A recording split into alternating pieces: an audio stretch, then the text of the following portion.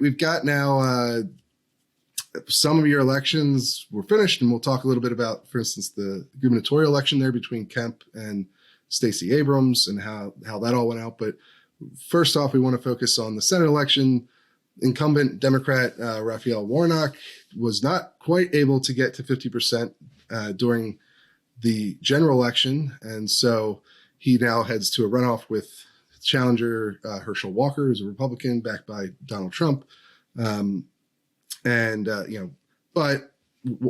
Warnock was ahead by a couple points, right, in the general election, and polling seems to indicate that he still has a lead at this point. Is that the baseline of what we're seeing? Yeah, I don't know if he was ahead a couple points. I mean, he was ahead by a very slim margin. They both came in just under 50%. So we're talking about, at least in the general election, a kind of razor thin margin. The runoff election, he seems to be pulling a couple points ahead based on early polling about voter turnout, but we still have some time to go. And the general election was extremely close. Yeah, correct. And there was a libertarian candidate that took like 2% of the vote, something around there. And that's why Warnock was not quite able to reach that 50% plus one vote margin that you need in either Georgia. Warnock or Walker in that case, right? We don't know which way the libertarian voters would have gone or if they would have turned out without that alternative. Right. That's a very good point.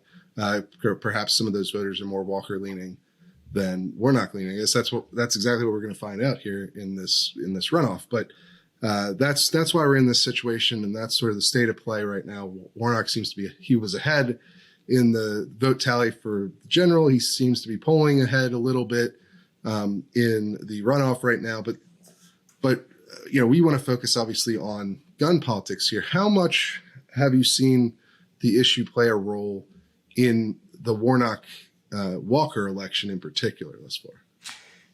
Firearms rights and gun control always plays a role in Georgia politics. It's at the top of the statewide political agenda, year in and year out.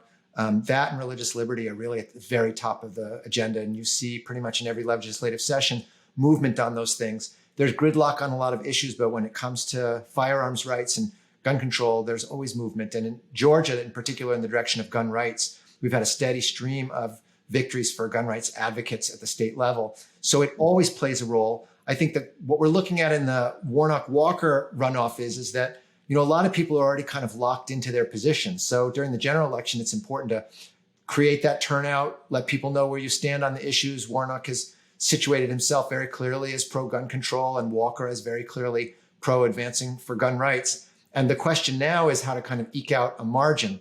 And it's unclear to me whether or not firearms laws, both gun rights and gun control, are likely to actually be a big player in determining that margin. I think they've been very important in sort of building the base for both of these campaigns. But it looks like from recent polling, actually, that there are a lot of other issues on the statewide agenda that people care about more, and that what we're talking about is those swing voters in the middle. And it's not clear that they are going to be motivated by gun issues. Ironically, one reason for that might be that the gun rights movement has been so strong here in Georgia, with the governor signing permitless carry. In some ways, that, along with the Bruin decision that came down from the Supreme Court, the Second Amendment decision that struck down New York's carry laws, the permit carry laws, it's possible that those victories have taken a little bit of the wind out of the sails of advocates for firearms rights. And in the sense that, if what it takes to get people to turn out to vote is to be kind of riled up about something, they may be a little less riled up and feeling a little bit more confident about the position of gun rights in America right now, and in particular in Georgia. And that might be a slightly less of a motivator to get people out. On the other side, we have this steady string of, sort of routine mass shootings coverage in the media, in the national media, and also here in Georgia.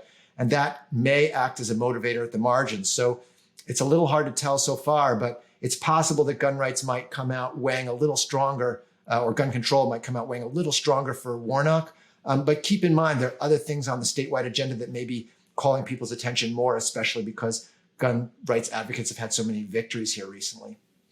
Yeah, those are all very good points, I think, as far as how this issue impacts the turnout in both in the general election and now in this runoff. Because I do think, and we'll get to the governor's race a little bit later, but that really had guns more at the center of the campaign, because you had Kemp push through his promised permitless carry bill, which went into effect in Georgia. And then obviously you had Stacey Abrams criticizing that move. And there was even, they canceled a music festival in Atlanta over this change. And so that was part of the campaign. And we'll talk about that stuff later. But it seems to me in the senatorial race, it hasn't been as central of an issue. Certainly there's a clear contrast, like you talked about, because and Warnock seems to be more aggressively pursuing gun control almost counterintuitively than his counterpart,